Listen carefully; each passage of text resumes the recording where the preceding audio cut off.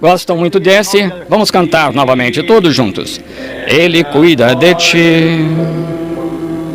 Ele cuida de ti. Com sol ou com sombra, Ele cuida de ti. Irmão Dow, Ele cuida do irmão também. Vocês não o amam? Inclinemos a cabeça agora. Querido e misericordioso Deus, com esta pequena nota aqui de algumas coisas para dizer ao povo e de volta para me referir a esta manhã, porque é isso que o povo veio ouvir. Rogo, Deus, que permitas ao povo ver que Deus ama e cuida. E não fui eu que dei isso, Senhor. Foi vindicado que isto era verdade. Então, rogo, querido Deus, que teu amor sempre permaneça entre o povo. Esta noite, ao ter de nos separar depois dessa reunião e irmos para nossos lares, de certo modo nos impulsiona profundamente, Senhor. Rogo que abençoes estas pessoas. Agora, enquanto nos aproximamos da palavra, em oração, e nos aproximamos da palavra escrita, pedimos que tu tomes esta palavra escrita e a vivifiques para nós esta noite. E quando deixarmos este edifício esta noite para nos separarmos, para ir aos nossos lares, que digamos como aqueles que vinham de Emaús, que tinham caminhado com ele o dia todo e ainda não o conheceram, mas quando ele os levou para dentro do aposento aquela noite e as portas todas fechadas, ele fez algo, exatamente como fez antes da sua crucificação. Por meio disso, souberam que ele tinha ressuscitado. Faz novamente isso, Senhor. Concede enquanto as portas estão fechadas e teu pequeno grupo está sentado esperando. E, Pai, quando formos para nossos lares, diremos como eles disseram, porventura não ardia em nós o nosso coração quando pelo caminho nos falava. Nos entregamos e a todos as tuas mãos, Senhor. Faz conosco como vires conveniente, em nome de Jesus. Amém. Agora, entremos sem demora no culto agora, abrindo agora comigo, se desejarem, no livro de Hebreus, e outra revelação sobre a mensagem. Vamos falar só por alguns momentos esta noite, querendo o Senhor. E então, enquanto lemos os primeiros 3 versículos de Hebreus 7, 1 a 3. E então comentar sobre isso. E não sabemos o que o Senhor fará. Não sabemos. A única coisa que fazemos é só crer, vigiar e orar. Está certo? E cremos que Ele fará, que todas as coisas contribuam juntamente para o bem daqueles que o amam, porque Ele prometeu fazê-lo. Porque este Melquisedeque, que era rei de Salém, e sacerdote do Deus Altíssimo, e que saiu ao encontro de Abraão, quando ele regressava da matança dos reis e o abençoou, a quem também Abraão deu o dízimo de tudo. E primeiramente por interpretação, rei de justiça, e depois também rei de Salém, que é rei de paz. Leiamos um pouco mais. Sem pai, sem mãe, sem genealogia, não, princípio de dias ou fim de vida, mas sendo feito semelhante ao Filho de Deus, permanece sacerdote para sempre. Pense nesta grande pessoa. Quão grande este homem deve ser? E agora, a pergunta é: quem é este homem? Os teólogos têm tido diversas ideias, mas desde a abertura dos 7 selos, o livro misterioso, que era misterioso para nós, conforme Apocalipse 10, 1 a 7, todos os mistérios que estão escritos neste livro, que estiveram ocultos pela era dos reformadores, deviam ser trazidos à vista pelo anjo da última era da igreja. Quantos sabem que isso é certo? Isso mesmo, deviam ser trazidos. Todos os mistérios do livro misterioso devem ser revelados ao mensageiro de Laodiceia dessa era.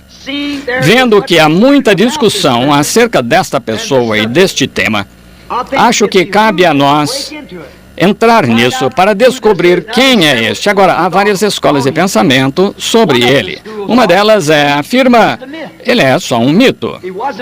Verdadeiramente não era uma pessoa. E as outras dizem que ele foi um sacerdócio. Esse foi o sacerdócio de Melquisedeque. Essa é a mais provável, que se agarra melhor a esse lado do que elas se agarram ao outro, é porque dizem que foi um sacerdócio. Não pode ser isso, porque no versículo 4 diz que ele era uma pessoa, um homem. Assim, para ser uma pessoa, ele teve de ter uma personalidade, um homem. Não uma ordem, mas uma pessoa. Então, ele não foi apenas uma ordem sacerdotal, nem foi um mito. Ele foi uma pessoa. E a pessoa é eterna. Se você nota, ele não teve pai, ele não teve mãe, ele não teve tempo em que começou, e ele não teve tempo em que alguma vez terminou. E seja quem for que tenha sido, ainda está vivo esta noite, porque a Bíblia diz aqui que ele não teve nem pai, nem mãe, princípio de dias ou fim de vida. Desse modo, tinha de ser uma pessoa eterna, certo? Uma pessoa eterna. Então, só poderia ser uma pessoa que é Deus, porque Ele é o único que é eterno. Deus. Agora, em 1 Timóteo 6, 15 e 16, se quiserem ler alguma ocasião, gostaria que vocês lessem. Agora, a coisa que eu sustento é que Ele era Deus, porque Ele é a única pessoa que pode ser imortal. E agora, Deus transformando-se em pessoa. Isso é o que ele era. Sem pai, sem mãe, sem princípio de dias, sem fim de dias. Agora, encontramos na Escritura que muitas pessoas ensinam que 3 personalidades na divindade. Desse modo, não se pode ter uma personalidade sem ser uma pessoa. Requer-se uma pessoa para formar uma personalidade. Um ministro batista, algumas semanas atrás, veio à minha casa e disse: gostaria de corrigi-lo sobre a divindade algum dia, quando tiver tempo. Telefonou para mim, melhor dizendo. Eu disse: tenho tempo agora, porque quero estar certo, e colocamos tudo mais de lado para fazer isso. E ele disse: irmão Branham, o senhor ensina que há apenas um Deus. Eu disse: sim, senhor. Bem, ele disse: creio que há um Deus, mas um Deus em 3 pessoas. Eu disse: senhor, repita isso. Ele disse: um Deus em 3 pessoas. Eu disse: onde o senhor foi à escola? Está vendo? Ele disse: uma faculdade bíblica. Eu disse: dá para acreditar nisso. O senhor não pode ser uma pessoa sem ser uma personalidade. Se é uma personalidade própria. O senhor é um ser separado, individual. E ele disse: bem, os teólogos nem conseguem explicar isso. Eu disse: é por revelação. E ele disse: eu não posso aceitar revelação. Eu disse: então não há como Deus alguma vez chegar ao Senhor, porque é oculto aos olhos dos sábios, instruídos, revelado aos pequeninos, revelado aos pequeninos, tais quais a aceitarão e aprenderão. E eu disse: não haveria como Deus chegar ao Senhor, o Senhor se fecha a Ele. A Bíblia inteira é a revelação de Deus. A igreja inteira está edificada sobre a revelação de Deus. Não há nenhum outro jeito de se conhecer a Deus, só por revelação. Aquele a quem o Filho quiser revelar. Revelação, tudo é revelação. Assim, ao não aceitar a revelação, então, você é apenas um teólogo frio e não há esperança para você. Agora, encontramos que esta pessoa não teve pai, nem mãe, nem princípio de dias ou fim de vida. Era Deus em morfe.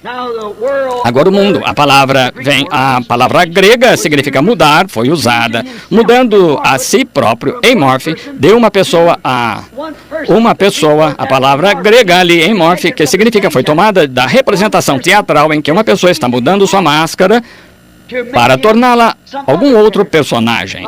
Como na escola recente, eu creio, Rebeca, pouco antes de se graduar, tiveram uma peça de Shakespeare. E um jovem teve de mudar de roupas várias vezes, porque ele interpretou 2 ou 3 papéis diferentes, mas a mesma pessoa. Ele saiu certa vez e ele era o vilão. E quando saiu a próxima vez, era outro personagem. E agora a palavra grega emorfe significa que ele mudou sua máscara. E foi isso que Deus fez. É o mesmo Deus o tempo todo. Deus na forma do Pai, o Espírito, a coluna de fogo. O mesmo Deus se fez carne e habitou entre nós, em morfe, posto em cena de modo que pudesse ser visto. E agora esse mesmo Deus é o Espírito Santo.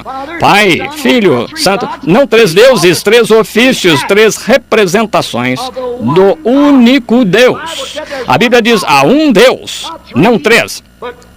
Mas foi assim que eles não puderam. Não se pode ter isso, certo? Em 3 deuses. Você nunca venderia isso a um judeu. Lhe direi isso. Um que sabe melhor, ele sabe que é somente um Deus. Note, como a escultura, ele oculta com uma máscara nela. É isso que Deus fez até esta era. Esteve oculto. Todas essas coisas ocultas devem ser reveladas nesta era. Agora a Bíblia diz que serão reveladas nos últimos tempos. É como o escultor mantendo sua obra toda coberta até o tempo em que ele tira a máscara dela e ali está. E isso é o que a Bíblia tem sido. Ela tem sido uma obra de Deus que está coberta e está oculta desde a fundação do mundo.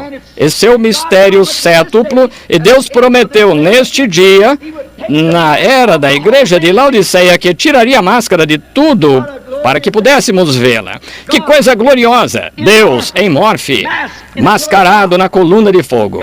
Deus em morfe, num homem chamado Jesus. Deus em morfe, em sua igreja.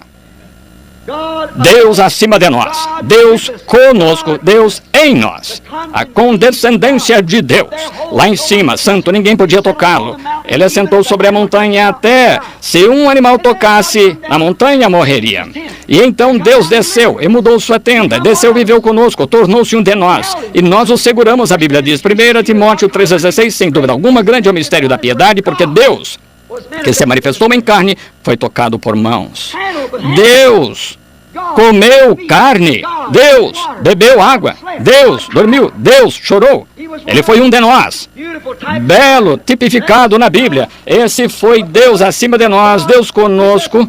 Agora é Deus em nós. O Espírito Santo, não a terceira pessoa, a mesma pessoa. Deus desceu e se tornou carne e sofreu a morte em Cristo, de modo que pudesse limpar a igreja para entrar nela para companheirismo. Deus ama o companheirismo, foi para isso que ele fez o homem em primeiro lugar, foi para companheirismo. Deus habita sozinho, com querubins. E note agora, ele fez o homem e o homem caiu, então ele desceu, redimiu o homem, porque Deus ama ser adorado. A própria palavra Deus significa objeto de adoração. É isto que vem entre nós, como uma coluna de fogo, como algo que transforma nosso coração. Esse é o mesmo Deus que disse, haja luz, e houve luz. Ele é o mesmo ontem, e hoje, e eternamente. Agora, no princípio, Deus habitava sozinho com seus atributos, como falamos esta manhã, são seus pensamentos, não havia nada. Apenas Deus, sozinho, mas ele tinha pensamentos. Exatamente como um grande arquiteto pode registrar em sua mente e extrair o que ele pensa que vai edificar, criar. Agora, ele não pode criar, ele pode tomar algo que foi criado e construí-lo de forma diferente, porque Deus é a única forma, é o único que pode criar, mas ele obtém em sua mente o que vai fazer. E esses são seus pensamentos, são seus desejos. Agora, é um pensamento. E então ele fala isso, e é uma palavra então. Uma palavra é um pensamento, quando é expressado, é uma palavra. Um pensamento expressado é uma palavra, mas tem de ser um pensamento primeiro. Deste modo, são os atributos de Deus, então se tornam um pensamento, então uma palavra. Note, aqueles que têm esta noite vida eterna estavam com ele e nele, em seu pensamento, antes que houvesse um anjo, estrela, querubim ou qualquer outra coisa. Isso é eterno. E se você tem vida eterna, você sempre existiu. Não seu ser aqui, mas o aspecto e forma que o Deus infinito, e se ele não é infinito, ele não é Deus. Deus tem de ser infinito. Nós somos finitos, ele é infinito e ele era onipresente, onisciente e onipotente. Se ele não é, então não pode ser Deus. Conhece todas as coisas, todos os lugares por causa de sua onipresença. Onisciente o faz onipresente. Ele é um ser, ele não é como o vento, ele é um ser. Habita numa casa. Mas sendo onisciente, sabendo todas as coisas, o torna onipresente, porque ele sabe tudo o que está acontecendo. Não pode haver uma pulga que pisque os olhos sem que ele o saiba. E ele sabia disso antes que houvesse um mundo. Quantas vezes piscaria os olhos e quanto sebo sairia nela antes que houvesse um mundo? Ele é infinito. Nós não conseguimos compreender isso na mente, mas isso é Deus, Deus infinito. E lembre-se, você, seus olhos, sua estatura, o que for, Você esteve em seu pensamento no princípio. E a única coisa que você é a expressão, palavra. Depois que ele pensou, ele a falou e aqui está. Se não for, se você não esteve em seu pensamento, não há como em absoluto você alguma vez estar lá. Porque ele é aquele que dá a vida eterna. Lembra-se como lemos as Escrituras? Isso não depende do que quer, nem do que corre, mas de Deus. E para que a sua predestinação permanecesse verdadeira, ele pôde escolher antes de qualquer tempo quem. Deus é soberano em sua escolha. Sabia disso? Deus é soberano. Quem esteve lá atrás para lhe dizer uma forma melhor de fazer o mundo? Quem ousaria lhe dizer que ele estava administrando errado os seus negócios? Até mesmo a própria palavra, ela própria, é toda soberana. Até mesmo a revelação é soberana. Ele revela a quem ele quiser revelar. A própria revelação, ela mesma é soberana de Deus. É assim que as pessoas batem em coisas, saltam em coisas e golpeiam as coisas, não sabendo o que estão fazendo. Deus é soberano em sua